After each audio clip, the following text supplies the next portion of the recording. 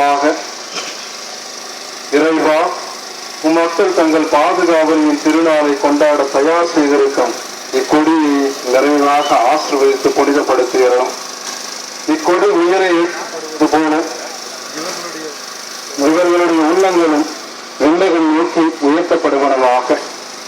இந்த நவ நாட்களிலே இக்கொடியை காண்போர் அனைவரும் உன் அடியானும் உன் அன்னையும் ஆகிய ஆரோக்கிய அன்னையை